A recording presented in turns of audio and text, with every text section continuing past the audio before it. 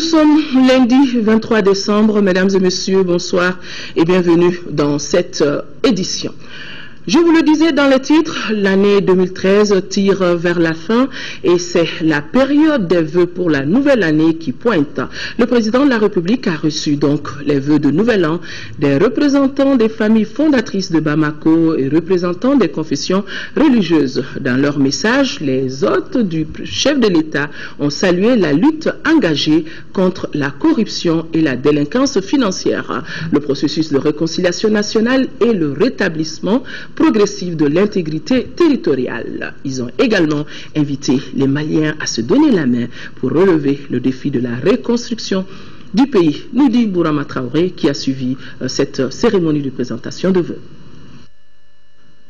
Plus qu'un rendez-vous traditionnel, la présentation des vœux du nouvel an au président de la République permet d'échanger sur la vie de la nation. L'événement de cette année intervient dans un contexte de sortie de crise. Occasion pour les représentants des familles fondatrices de Bamako de saluer la bonne organisation de l'élection présidentielle. Pour le patriarche Modibo Niaré, ce n'est pas fini. Pour permettre au nouveau président de la République de mener à bien ses missions de redressement du pays, un sursaut national est nécessaire. Domignano, Mao Bejade, Bungan Bebe Jakata. Là, tu sais qu'à fort, quand j'ai demandé 1000 for Jamana, et quand j'ai demandé comme Manaïni, Awa Angoni, Anima, Amba Atobabulo. No Kara, et ni Jorofa. Faut Becky Jorofa. L'unité dans la diversité, c'est ce que prône également le président du Haut Conseil islamique. Mahmoud Diko se réjouit de l'initiative maliano-marocaine de former 500 imams maliens, ce qui permet selon lui de promouvoir un islam tolérant et de lutter contre l'intégrisme religieux. Le président du Haut Conseil islamique n'est pas passé sous silence le combat du président Ibeka contre la corruption et la délinquance financière.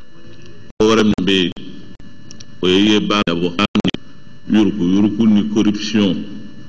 Ani kojugu munun be jamana kono wu keleli min be sena na bolo dala islamaw ba fa ka fo akamme ka fo ko fem ni ye klembalia ani la dribalia o keleli islamaw bi no fe o keleli barsa ni la drian ni tlenia te yoromi fente sabati o rola. Comme le président du Haut Conseil islamique, l'archevêque de Bamako, Monseigneur Jean Zerbo, lève également le voile sur les plaies qui minent la société malienne. Spéculation foncière, dysfonctionnement chronique de l'école malienne, non-respect des biens publics, chômage des jeunes, que sais-je encore. Une autre préoccupation soulignée par l'archevêque de Bamako, c'est la préservation de la laïcité du Mali. Il nous faut continuer à vivre en paix, comme des frères et des sœurs, des enfants de Dieu, dans l'acceptation de nos différences religieuses, ethniques, linguistiques, culturelles ou sociales. Elle s'engage en ce qui la concerne à poursuivre la promotion d'une telle culture à travers toutes les structures éducatives, les écoles et universités, ses services sociaux, le centre foi et rencontres et l'institut d'initiation au dialogue interreligieux ici à Bamako. Après une crise profonde de 2012 ayant mis en mal le tissu social, l'heure est à la réconciliation des cœurs et des esprits. Ce processus doit être conduit sur la base de la vérité. C'est du moins la conviction du révérend pasteur Youssouf Dambélé de l'église protestante. Il faut éviter une réconciliation à bon marché et il faut poursuivre celle qui est douloureuse, mais sincère et sans hypocrisie. C'est à ce prix que notre pays connaîtra une paix durable. En réponse, le président de la République a exprimé toute sa reconnaissance et sa gratitude à ses hôtes. Le chef de l'État a également assuré qu'il respectera son serment, celui de redonner aux Maliens leur dignité et leur fierté. Aucune force de pression, aucun groupe d'intérêt, aucun parti politique seul n'est responsable de ma situation actuelle à la tête du pays. Je dois au Mali, au peuple malien et à Dieu d'être là où je suis. J'en suis conscient à chaque seconde de ma vie. Et je soucie qu'à chaque seconde de ma vie, je sois en conformité avec les serments que j'ai faits, de redonner à ce pays sa dignité et de retrouver son honneur. Et de dire en ces noms, lieux et places partout dans le monde, urbi et orbi, comme vous diriez, la vérité du Mali, le point de vue du Mali, sans complexe aucun. S'exprimant sur la lutte contre la corruption et la délinquance financière, le président Keïta rassure, il n'y aura pas de chasse aux sorcières, mais l'argent du peuple malien sera restitué, a-t-il indiqué. C'était un combat de chaque seconde, sur soi, de maîtrise de soi. À un tel niveau, il n'y a pas de règlement de compte. Mais il y a justice. Il y a justice. Et là, je serai intraitable. Pas pour moi, mais pour ce peuple-là. Je n'ai aucun compte à régler avec qui que ce soit. Mais j'ai à aider à redresser ce pays. Après ces échanges francs et constructifs, le président de la République et ses hôtes se sont souhaités bonne et heureuse année 2014. Après les représentants donc des familles fondatrices de Bamako et ceux des confessions religieuses, Tour est revenu au gouvernement de présenter ses vœux de nouvel an. Pour Oumar Tatamli, en 3 mois, le gouvernement a bien commencé le travail avec l'adoption du projet de loi portant prévention et répression de l'enrichissement illicite. En vue de conforter notre armée et nos forces de sécurité, 4000 jeunes ont été recrutés sur une prévision de 10 000 hommes. Un autre domaine dans lequel le gouvernement a enregistré des résultats, c'est celui de l'amélioration du cadre macroéconomique. Bourama Traoré toujours. C'est le gouvernement au complet qui a présenté ses vœux de nouvel an au président de la République Ibrahim Boubacar Keïta. Et c'est le chef du gouvernement Oumar Tatamli qui s'est livré à cet exercice. Dans un discours bilan, le Premier ministre a fait le point des réalisations de son équipe, et cela dans tous les domaines. Au niveau de la justice, par exemple, la réhabilitation de l'institution judiciaire est en marche. En matière de lutte contre le terrorisme et la criminalité organisée, un pôle judiciaire spécialisé a été institué. En vue de renforcer la lutte contre la corruption et la délinquance économique et financière, le gouvernement a adopté, le 1er août 2013, un projet de loi portant prévention et répression de l'enrichissement illicite. Depuis votre entrée en fonction, cette lutte est entrée dans une phase plus active avec la transmission à la justice de nombreux rapports de vérification et de contrôle et l'application effective des sanctions administratives. Les premiers résultats tangibles attestent que l'impunité zéro n'est pas un slogan. Afin de conforter notre armée et nos forces de sécurité, 4000 jeunes ont été recrutés sur une prévision de 10 000 hommes. Après l'évaluation de leurs besoins, des actions dans les domaines de la sécurité alimentaire, de la nutrition, de la santé et de l'éducation ont été engagées en faveur des personnes déplacées, estimées à 400 000. Au total, 5 125 tonnes de vivres ont été distribuées. Le gouvernement a octroyé 500 millions de francs CFA aux populations du Nord à travers un protocole d'entente avec Énergie du Mali pour la prise en charge des dépenses d'électricité pendant 3 mois. Dans le domaine de la santé, les actions ont porté sur l'amélioration de l'accessibilité géographique aux services de santé et de l'offre de soins, avec notamment l'ouverture de nouveaux services spécialisés dans certains hôpitaux, la construction de centres de santé de référence et de CESCOM, le renforcement des équipements pour un montant d'environ 3,1 milliards de francs CFA, la poursuite de la lutte contre les maladies à travers l'approvisionnement des sites en rétroviraux, l'organisation de campagnes de vaccination. En 2013, l'action du gouvernement a également porté sur la décentralisation et les collectivités territoriales, ce qui a vu le renforcement de l'effectif de la fonction publique des collectivités avec le recrutement de 10 000 enseignants et 2400 agents de santé. Pour ce qui est de l'amélioration du cadre macroéconomique, l'année 2013 a été marquée par la reprise des relations avec les partenaires techniques et financiers. Cette reprise s'est traduite par la signature de nombreux accords de financement, dont la conclusion avec l'Union européenne d'une convention de financement dénommée Contrat d'appui à la consolidation de l'État au Mali, d'un montant de 148 milliards de francs CFA, et la conclusion avec la Banque mondiale d'un 6e crédit d'appui à la stratégie de réduction de la pauvreté sous forme d'appui budgétaire d'un montant de 25 milliards de francs CFA. Dans le secteur de la communication et des nouvelles technologies de l'information, les actions ont porté sur la remise en état de fonctionnement de 15 stations de diffusion TV/FM des villes et localités libérées de l'occupation, l'octroi d'une 3e licence de téléphonie ainsi que l'adoption des projets de texte portant création d'une haute autorité de la communication qui aura la mission d'assurer la régulation du secteur. Pour assurer la présence de l'État dans les zones libérées de l'occupation, le gouvernement a mis en place un programme de réhabilitation des infrastructures d'un montant de 11 milliards de francs CFA et organisé le retour de l'administration dans les régions de Mopti, Gao, Tombouctou et Kidal.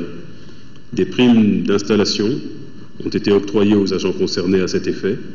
Un programme multisectoriel d'urgence de relance des activités économiques et sociales de 2 milliards de francs CFA a été élaboré et est en cours de mise en œuvre. Le gouvernement a également obtenu des résultats dans les domaines de l'éducation, des infrastructures routières, de l'emploi, de la diplomatie et du logement. La liste n'est pas exhaustive. Pour le président Ibrahim Boubacar Keïta, le bilan est tout simplement positif. Cependant, certains défis demeurent, notamment la situation à Kidal, d'où cette instruction du chef de l'État. J'encourage encore le gouvernement à ne ménager aucun effort susceptible d'amener nos frères dissidents à la table de négociation, une fois pour toutes, pour une paix durable et bénéfique pour la région de Kidal, les autres régions du nord malien et la nation malienne dans son ensemble. Et de poursuivre que la construction d'une armée républicaine inclusive est impérative, tout comme l'amélioration continue du cadre économique. Et un autre dossier qui tient à cœur le président Keïta, c'est celui du confort des populations maliennes. L'eau, l'électricité ne sont pas un luxe en ce 21e siècle. Tout le monde ne peut pas les avoir tout de suite. Mais notre honneur sera de faire en sorte que l'accès à ces commodités se démocratise et que dans un horizon bref, le maximum de nos compatriotes soit servi. Il en est de même pour les routes et les logements, le tout en observant une politique environnementale et d'assainissement appropriée. Bamako est une ville sale, loin de cette merveilleuse petite perle du Sahel qu'a chanté Fodéba Keïta dans les années 50. Je ne tolérerai pas la persistance de cette honte. Et je vous tiendrai personnellement responsable, monsieur le Premier ministre, de l'amélioration qualitative que je souhaite à l'environnement de notre capitale et dans les meilleurs délais, Inch'Allah. Le chef de l'État de conclure par cette mise en garde. Pas de promesses démagogiques, mais des engagements mesurés, réalisables pour un pays qui accepte de se mettre au travail et de créer ses propres richesses.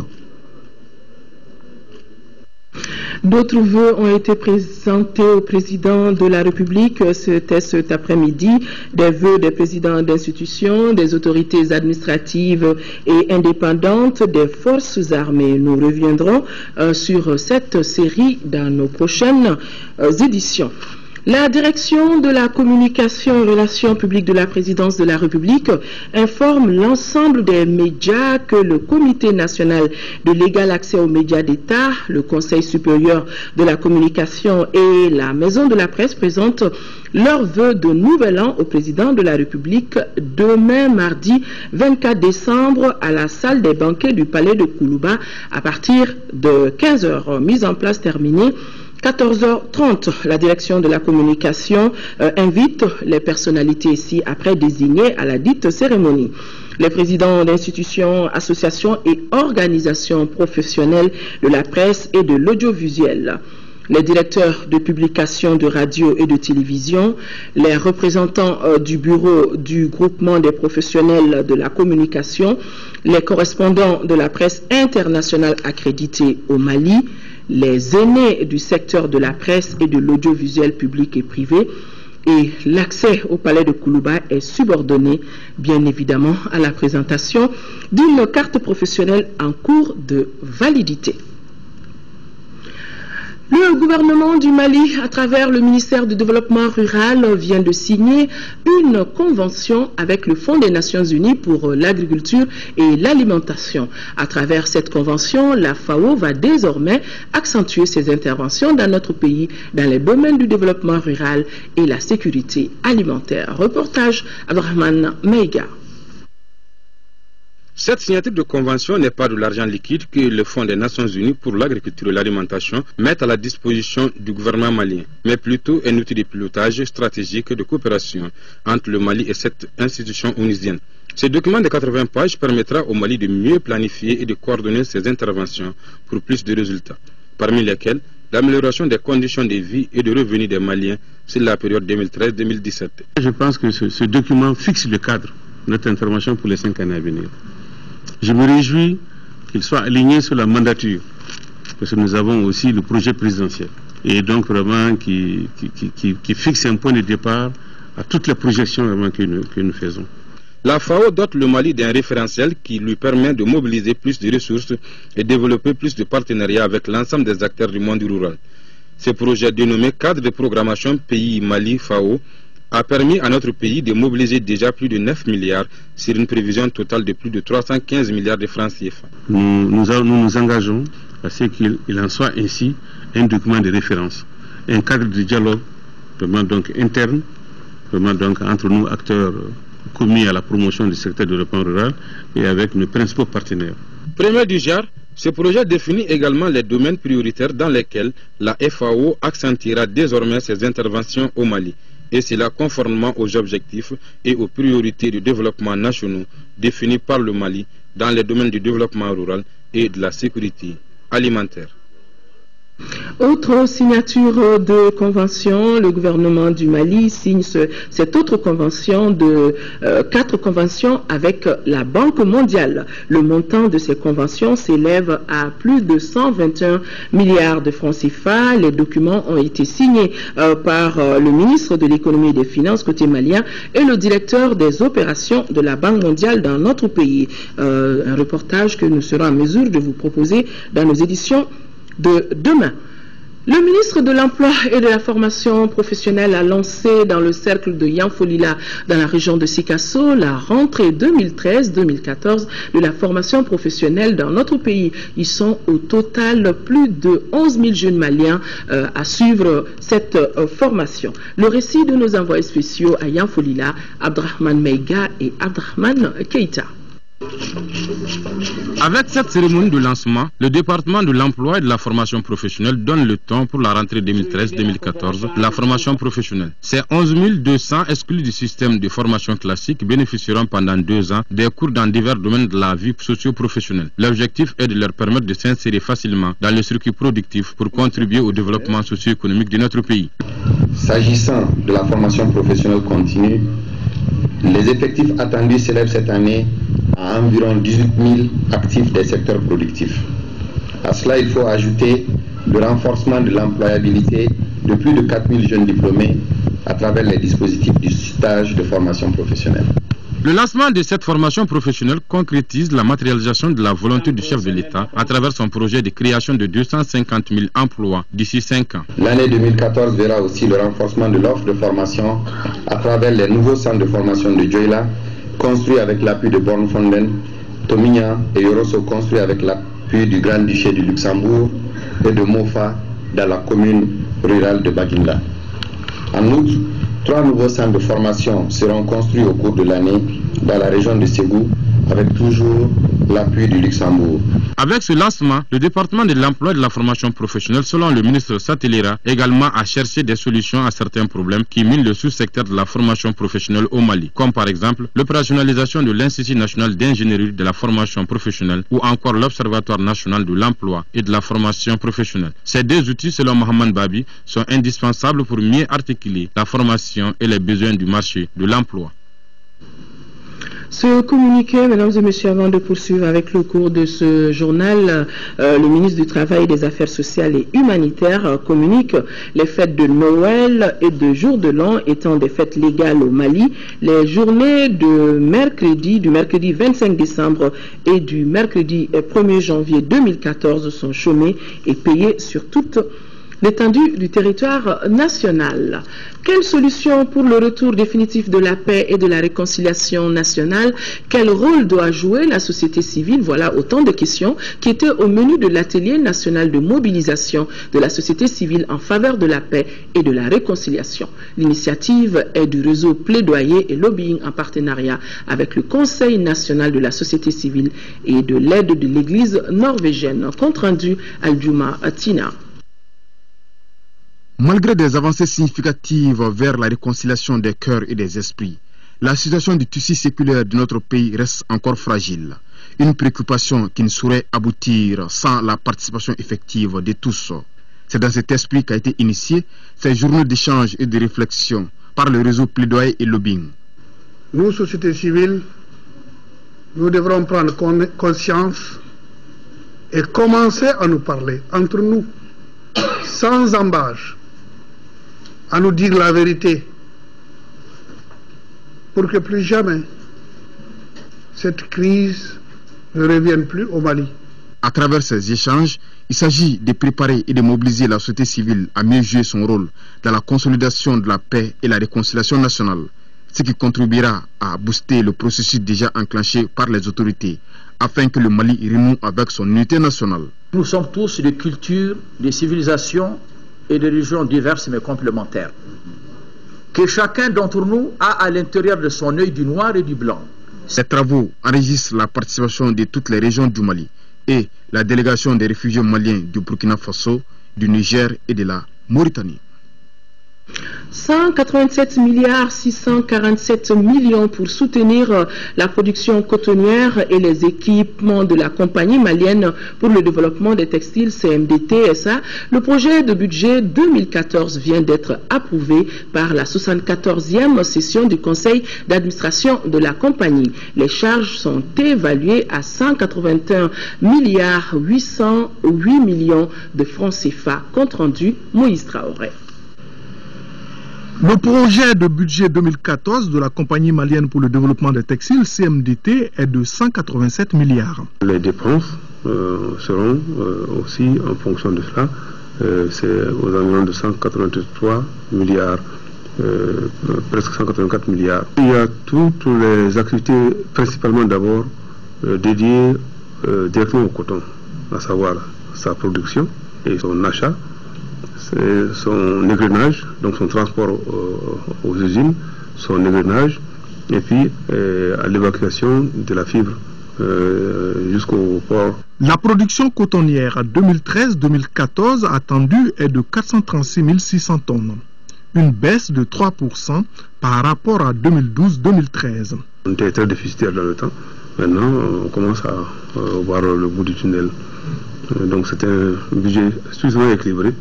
Et nous ferons en sorte que ce soit le cas dans la pratique. Au 20 décembre dernier, 84 346 tonnes de coton-graines ont été achetées pour un montant de plus de 21 milliards 86 millions. Quand on n'est pas sûr d'avoir ce dont on avait, ce qu'on avait espéré plus tôt, il est prudent de faire un budget de prudence aussi. Au cours de cette 74e session de son conseil d'administration, le holding et ses partenaires font également le point de la campagne de commercialisation. L'engagement pour la réalisation de 300 sous-projets productifs d'investissement dans le cadre de la modernisation des systèmes de production et des filières à hauteur de 2,8 milliards de francs CFA, c'est la principale recommandation issue de la 46e session consulaire de l'Assemblée permanente des chambres d'agriculture du Mali, APECAM. Ouverte ce matin, la session a été suivie par notre reporter Nando Dambélé. Cette 46e session consulaire de l'Assemblée permanente des chambres d'agriculture du Mali, la 6e de la mandature 2010-2015, est celle de la satisfaction et de l'engagement des membres de la chambre consulaire. En parcourant les dossiers, je pense que l'essentiel a été fait, bien vrai qu'il y avait des problèmes de financement, mais on a fait ce qu'on peut faire. Et je pense qu'on va programmer pour 2014 et en disant le programme du projet PAPAM et PAG2, parce que c'est les bailleurs qui déterminent le budget. Il s'agit donc pour les membres d'échanger sur les sujets proposés en vue de la prise de décisions constructives au profit des productrices et des producteurs en général et ceux des régions septentrionales du pays en particulier. Une volonté que soutiennent les plus hautes autorités. Mais cette volonté d'accompagner le secteur du monde rural est bien conforme à celle du président de la République qui, dans son projet pour le Mali, a décidé d'affecter au moins 15% du budget national au développement de l'agriculture et de mettre l'accent sur la sécurisation foncière des exploitations agricoles selon les dispositions de la LOA, offrant ainsi les meilleures garanties d'exercice pour les exploitations familiales aux côtés des fermes agro-industrielles. L'ordre du jour de la présente session a porté sur l'adoption du procès-verbal de la 45e session, le point d'exécution des recommandations et l'adoption du rapport d'activité 2013, la communication sur le PAPAM, le PASAM et le PASE2 qui prévoit la réalisation de 300 sous-projets productifs. Le projet d'appui au développement de la filière aquacole Prodefa a tenu à Sikasso la 7e session de sa structure mixte de concertation locale. Au menu des échanges, l'évaluation du bilan à mi-parcours et l'examen des dossiers techniques et financiers de la précédente session. Daouda Diakité depuis Sikasso. Il s'agit au cours de cette 7e session de la structure mixte de concertation locale du projet d'appui au développement de la filière aquacole Prodefa de procéder à un examen minutieux des dossiers techniques et financiers et surtout faire une évaluation du chemin parcouru. En 2013, nous avons pu déjà mettre à la disposition des populations près de 20 tonnes de poissons. Et à côté de ces 20 tonnes de poissons, nous sommes aussi en train de mettre en place des fonds. Un premier fonds d'appui aux collectivités et un deuxième qui va appuyer les promoteurs privés voulant s'investir dans la filière ou qui sont déjà en activité et qui voudraient étendre leur domaine d'intervention.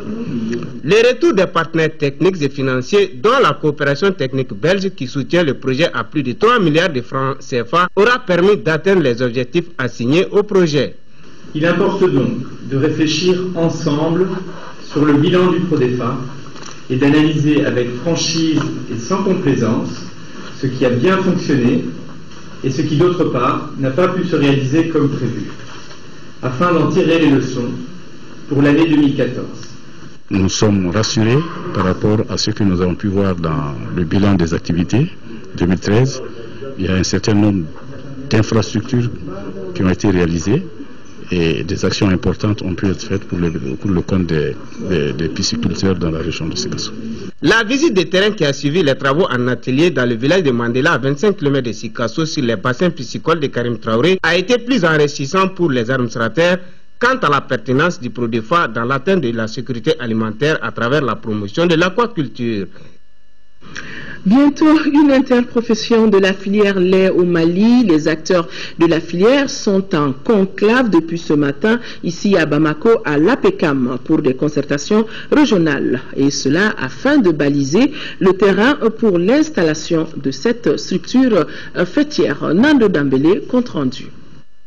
Ces assises régionales de Bamako, qui se tiennent après celles de Ségou les 17 et 18 décembre, regroupent pour 2 jours les producteurs, vendeurs et transformateurs et techniciens de la filière lait. Ils vont mener la réflexion afin d'élaborer une stratégie de mise en place de l'interprofession de la filière lait au Mali.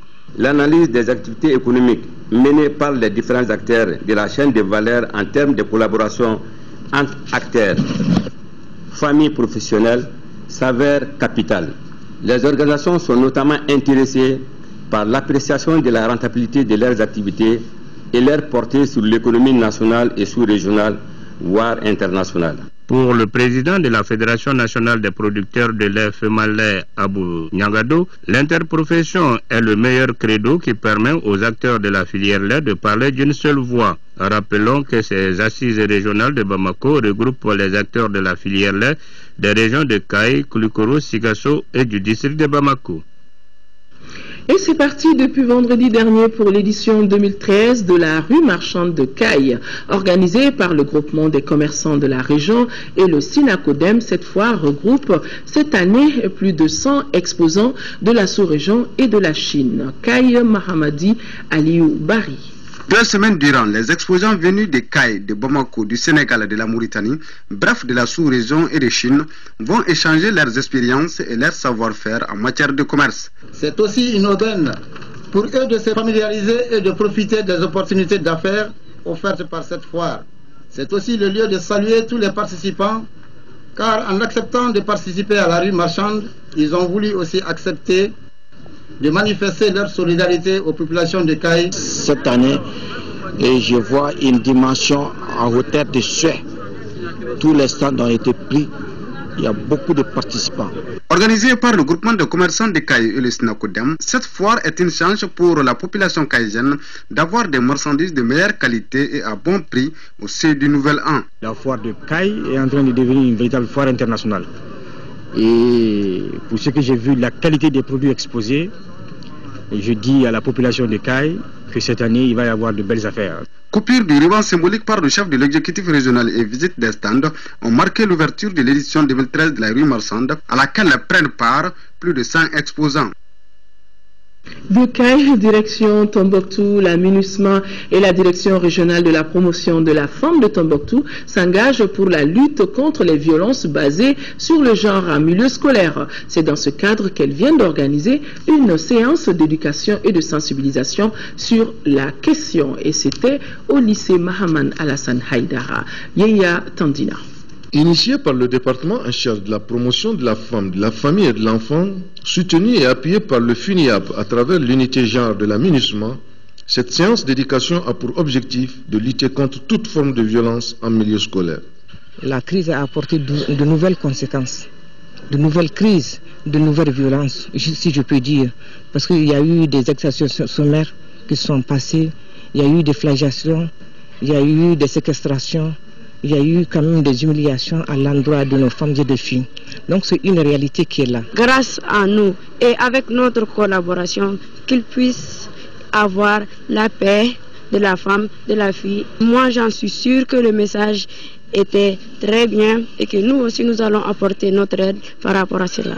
Les stigmates de la crise du Nord sont visibles. C'est pourquoi les partenaires s'y mettent pour un retour de la paix. Le groupe cible a été choisi par le fait que nous pensons que les élèves constituent les victimes potentielles de violences basées sur le genre. Cette séance d'éducation en milieu scolaire a permis aux élèves du lycée de mieux cerner les différentes formes de violence morale, physique ou sexuelle.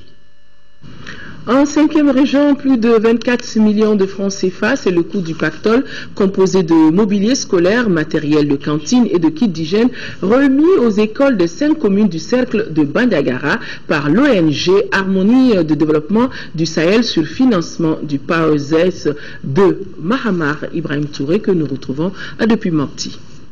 Cette remise de l'ONG Harmonie du développement du Sahel rentre dans le cadre du projet appui à la promotion de l'éducation de base dans 5 communes de Bandiagara sur cofinancement de l'Union européenne et ses partenaires pour un coût de 24 14 491 francs CFA. Le projet vise à atteindre les résultats suivants.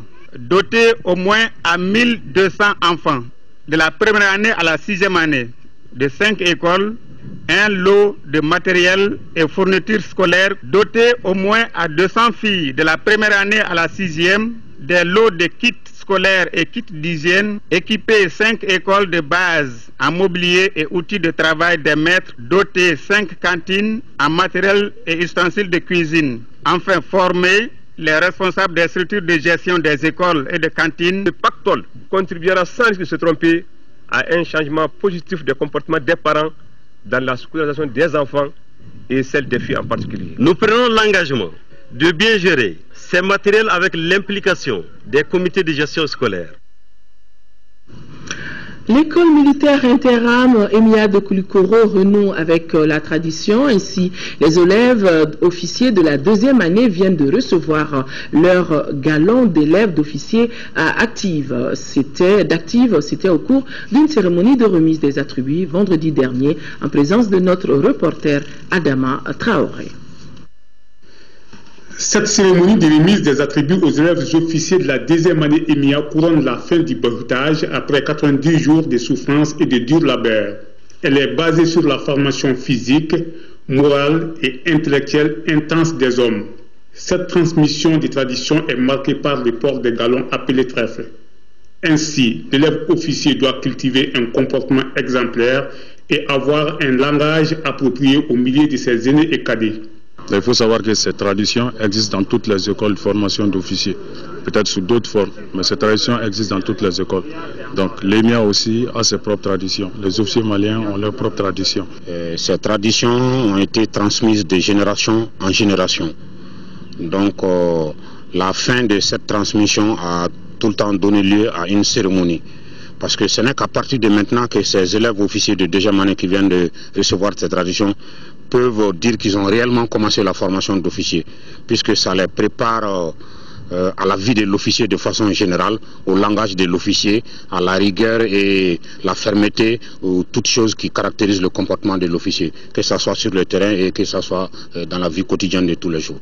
A noter qu'après cette cérémonie des attributs, les élèves officiers de la 10e année EMIA deviennent des élèves officiers d'active. De la culture dans ce journal, la 7e édition du Festival international des Koris du Mandé s'est tenue le week-end dernier à Sibi. Le thème retenu est Koris, pouvoir et cohésion sociale. Ce rendez-vous artistique et culturel qui a duré 3 jours avait un agenda bien fourni en activités parmi lesquelles des conférences débats, des visites de sites touristiques et des expositions. Bien évidemment, des gens ont bien consulté les Koris, nous dit Mouhoum Sissoko. La cérémonie d'ouverture de la 7e édition du Festival international Les Koris du Mandé FESCORI a connu une mobilisation des grands jours. Au menu, une animation de l'ensemble instrumental du Mali, la prestation des chasseurs et la procession d'associations féminines de Sibi. Le choix du thème, Koris, pouvoir et cohésion sociale, se justifie par la quête de la paix entre les Maliens selon les organisateurs. Le FESCORI, qui avait une dimension locale au départ, veut s'imposer comme un événement d'envergure. Le Festival international de Koris est une manifestation culturelle à l'intention des artistes musiciens, des artisans, des professionnels de la filière musicale et touristique de la région du Mandé et de l'Afrique en général. Pour le ministre de la Culture, la présente édition offre un espace d'échange autour de l'élément culturel, le Koris, symbole de richesse, de beauté et de pratiques divinatoires ancrées dans nos traditions. Le présent festival à valeur thématique contribue à valoriser cet élément culturel multifonctionnel et à promouvoir la culture du Mandé dans une programmation riche et variée. Toute chose qui contribue au renforcement de sa destination touristique, à la structuration d'une culture de la paix, de cohésion sociale. Dans la soirée, un concert a été animé par de nombreux artistes. Des prestations divinatoires des Koris par des spécialistes du Mandé et d'ailleurs, des expositions entre autres. Le comité syndical de la station régionale de l'ERTM Caille a organisé vendredi dernier, c'était au stade Abdoulaye Makoro Sissoko, la nuit de la réconciliation nationale. Une soirée animée par l'artiste Rokia Kone et son groupe. Des griots de Caille aussi étaient de la fête. Et les femmes communicatrices de la station régionale des radios privées de la cité de Rail ont présenté un sketch dénonçant des violations des droits humains, les violences dont les femmes ont été les victimes pendant la crise du Nord. Nous retrouvons Mahamadi Alioubari. Il y avait de l'ambiance ce vendredi soir au stade Abdoulaye Makoro Sissoko de Caille. On a chanté et dansé pour la paix, l'entente et la réconciliation des Maliens après la crise que notre pays a connue. Cela à la faveur de la nuit de la réconciliation nationale organisée par la cellule syndicale de l'ERTM Caille. Sceller la réconciliation des cœurs et des esprits n'est pas au-dessus des forces de notre peuple si fier, si digne, un peuple qui aspire à la réelle unité nationale et qui sait pardonner. Les artistes de Bamako, Rokia Kone et son groupe, Tonton Ivo, Dengeni Bagagan ainsi que ceux de Caille, tels que Fifi Diabaté ont tenu en haleine pendant 3 heures le public caïsien venu nombreux pour accompagner et soutenir cette noble initiative des travailleurs de la station régionale. Les femmes communicatrices des radios privées de la cité des Rails et leurs concerts de la radio régionale étaient elles aussi de la fête.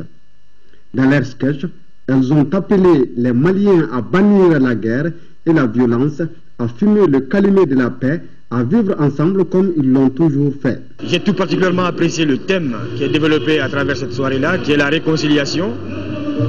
Et tout le monde sait que nous sortons des moments très difficiles, nous n'avons plus droit à l'erreur.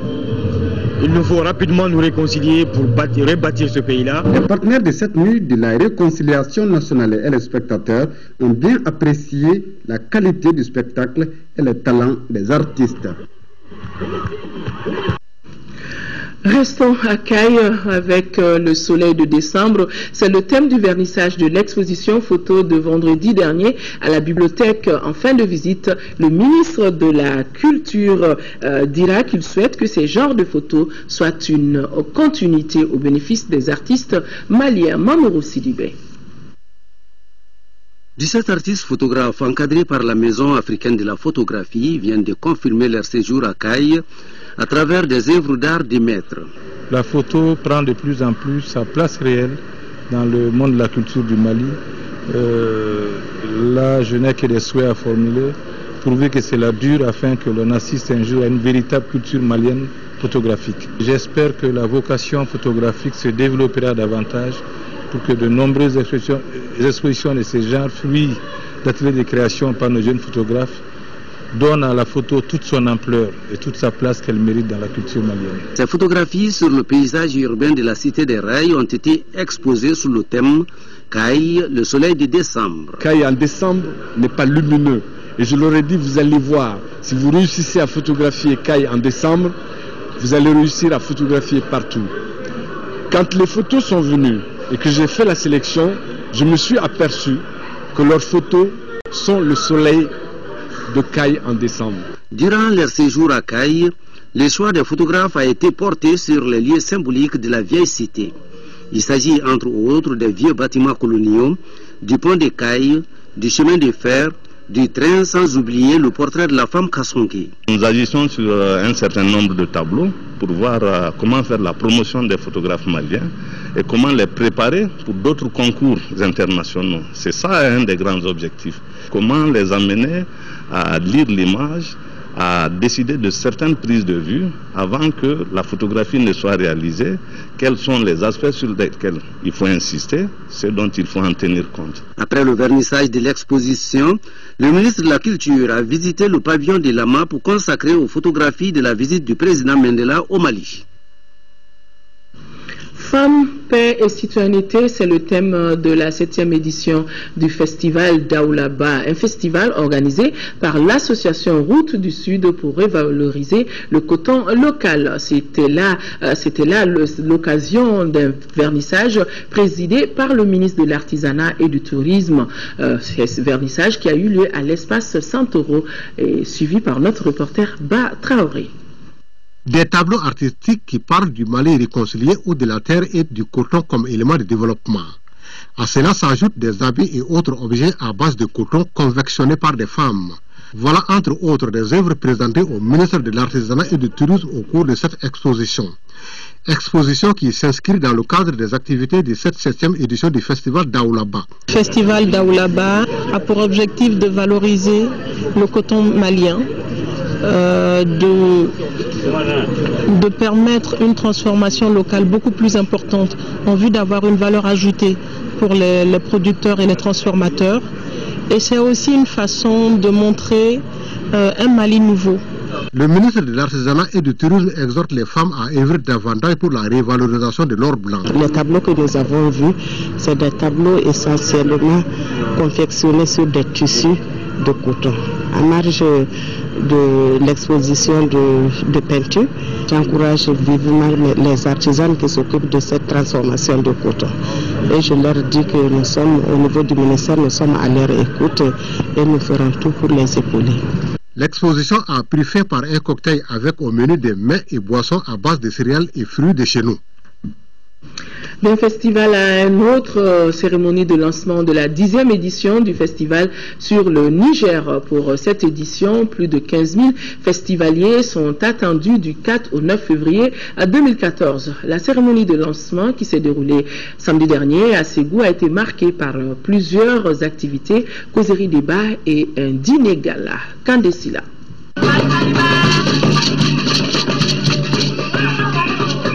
Vernissage, exposition sur les Krodouga, causerie débat sur la confrérie des chasseurs et dîner gala, ce sont les temps forts du lancement officiel des activités du festival sur le Niger 10e édition.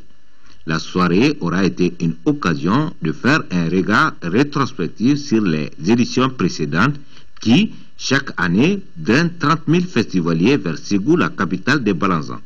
Pour cette 10e édition, le thème retenu par les organisateurs et la diversité culturelle et l'unité nationale. La 10e édition du Festival sur le Niger se déroulera dans une période post-crise. L'occasion sera saisie pour célébrer le retour de la paix au Mali. Pour les autorités, en 10 éditions, le Festival sur le Niger est aujourd'hui un exemple à encourager et à perpétuer pour un Mali riche de sa diversité culturelle. Pour paraphraser le patriarche et l'écrivain malien, la beauté d'un tapis vient de la diversité de ses couleurs, comme pour dire que la diversité culturelle du Mali constitue une véritable richesse à conserver et à capitaliser au service de la réconciliation nationale. Le tempo musical du Super Biton, accompagné du maestro Cheikh Tidiane Seck, a agrémenté ce dîner gala.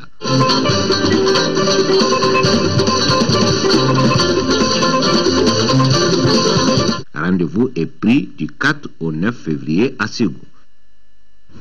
Ouais, le Super Biton de Ségou nous rappelle bien des souvenirs passés à Ségou. À présent, la page chronique santé de ce jour qui parle de la recrudescence des cas de rage dans notre pays. Au service des maladies infectieuses du Point G, où on s'occupe de toutes les maladies causées par des microbes, 2 malades de rage ont été enregistrés le mois dernier. Et quand on sait que la rage déclarée est mortelle à 100%, la vigilance doit être de mise avec le nombre élevé des chiens errants en milieu urbain. L'équipe de Focus Santé est allée voir Tchessira Emmanuel Dambélé.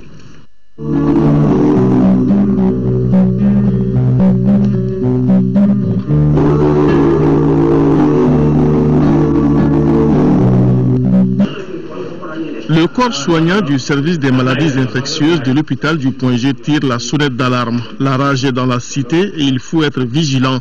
En novembre dernier, il a enregistré 2 cas de rage suite à des morsures de chiens, une fillette de 9 ans et un adulte de 32 ans, tous décédés après. C'est-à-dire après la morsure de l'enfant, rien n'a été fait.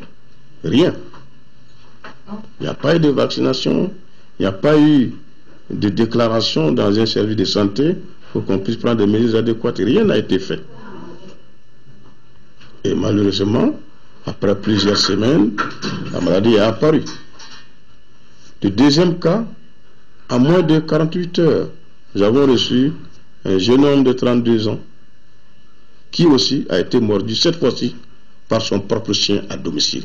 3 mois plus tard, lui-ci, il a commencé à être agité et agressif.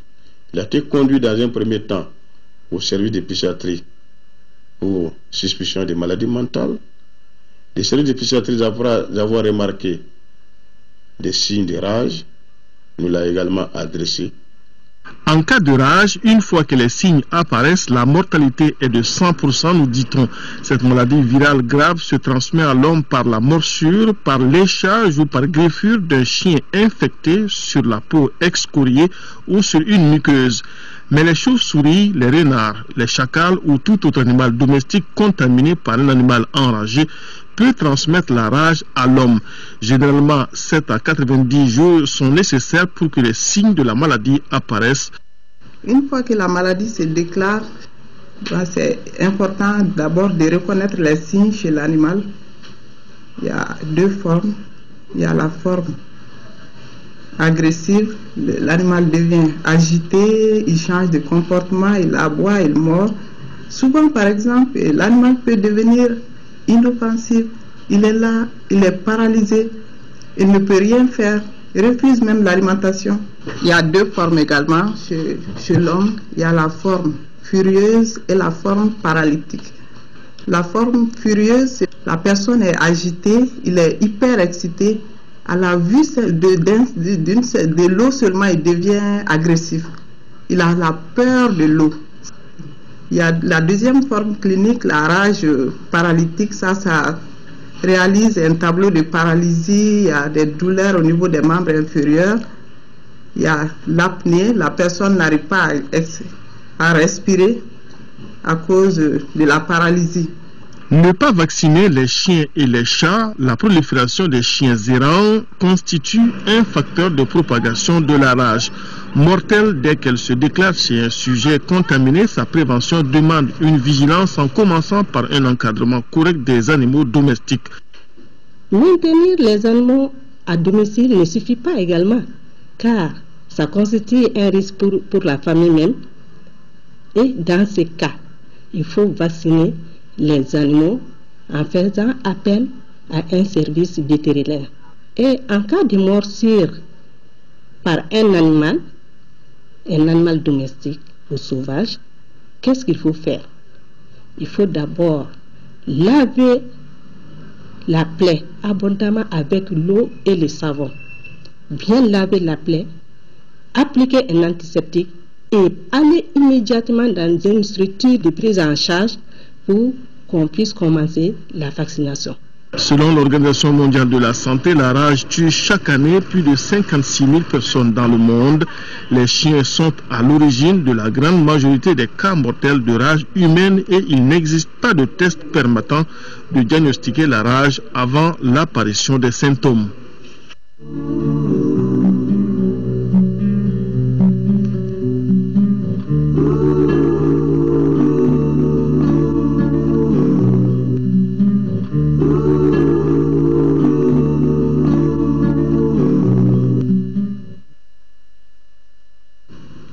La première édition du tournoi de la CEDEAO en escrime a eu lieu à Bamako. En dehors du Bénin, les autres pays de la CEDEAO ont effectué le déplacement et la compétition a souri au Mali. Compte rendu Isaac Tino. Premier de genre, ce tournoi de la CEDEAO d'escrime a regroupé le Burkina Faso, la Guinée, le Sénégal, le Togo, le Niger en plus du Mali. Le tournoi a été marqué par des compétitions en individuel et par équipe en dames et messieurs. Dans la finale en individuel, sur les dames, Alima Damele du Mali l'a emporté sur Awadaou du Sénégal par 15 touches à 12 après une partie assez intéressante. La finale homme à ce niveau est 100% malienne. Combat serré et Abdou Kane parvient à sortir vainqueur en réussissant 15 touches contre 12 pour Bakar Balou. Ensuite, place est faite au final par équipe qui se joue à 45 touches. Sur les dames, le Mali est face au Sénégal. La partie est pleine de suspense et de rebondissements. Au finish, le Sénégal l'emporte. L'équipe du Mali se rachète dans la finale en homme face au Togo. Le score est de 45 à 33. Une compétition bien appréciée par la Chine. Organiser cette compétition, c'est pas évident. Et ensuite la réussir et ensuite avoir des médailles. Je pense que c'est, comme on le dit souvent, c'est la cerise sur le gâteau. Le Mali a remporté dans cette première édition 3 médailles en or, 2 en argent. Une belle moisson. Et cette nouvelle, avant de refermer définitivement ce journal, Michael Kalachnikov, l'inventeur de la Kalachnikov, est mort. Il était âgé de 94 ans et avait été hospitalisé cet été. Il a inventé le fusil d'assaut le plus populaire de la planète. Et à ce jour, 100 millions de Kalachnikov circulent à travers le monde et surtout en Afrique, dans des conflits africains. Voilà, pas de journal télévisé d'information ce soir. Vous retrouverez toute l'équipe demain soir après le journal de 20h et ça sera une présentation de Amara Malé Diallo. Par contre, vous pourrez suivre